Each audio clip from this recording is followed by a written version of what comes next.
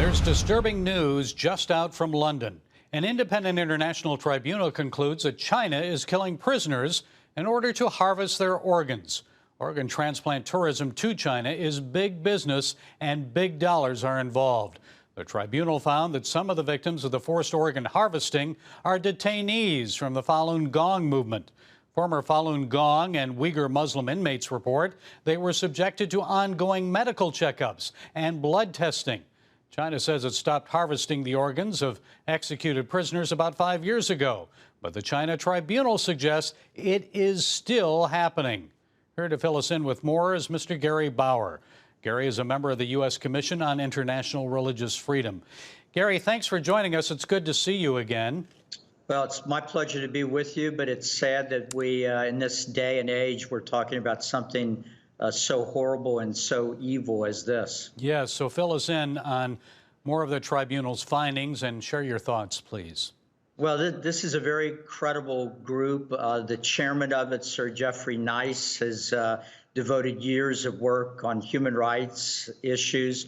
The other members of the tribunal were people that were steeped in Chinese history, Chinese culture. So they interviewed dozens and dozens of witnesses. So it's a very credible report. And what it shows, as you summarize, is that China, in spite of previous denials, has literally been killing prisoners of conscience in many cases, Chinese who are in jail because of the way they're seeking God or they worship God, and the Chinese government is threatened by that. And they're killing these prisoners and harvesting their internal organs for profit. No doubt the money goes to the Chinese Communist Party or perhaps to the People's Liberation Army. This is just one more example of what is the egregious violations of human rights and religious liberty in China that the United States Commission on International Religious Freedom has been reporting on and indicting China about all the way back to 2007. And again, this year, we emphasized these Chinese abuses in our own report. Gary, the tribunal mentioned the Falun Gong. Did it find evidence of other minority groups, say Christians or Tibetans or other groups, Uyghur Muslims? You know, the evidence seems to point mostly to the Falun Gong, but look, China is an equal opportunity human rights abuser.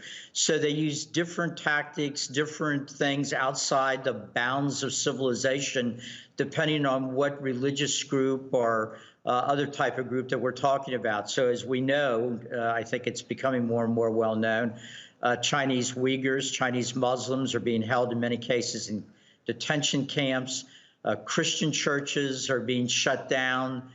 Facial recognition technology has been put into some churches so that the government can keep track of who it is that attends these churches. And now we're getting this report about what appears to be a singling out mostly of the Falun Gong. All of these practices are beyond the pale. They deserve international condemnation. And it ought to raise serious questions, in my view, my personal view, of any business that is doing business, making a profit in China, whether they're European businesses, businesses here in the United States.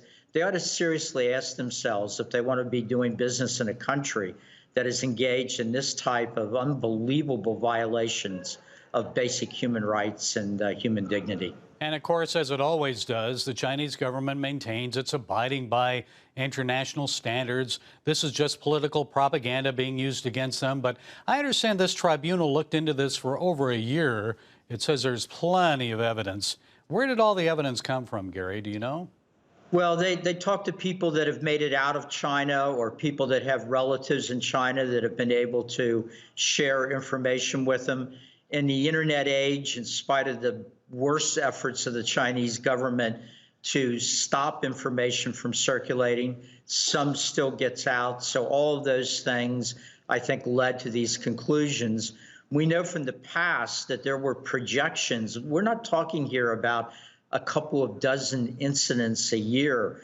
Previous studies showed that there may have been as many as 60 to 90,000 of these killings taking place each year.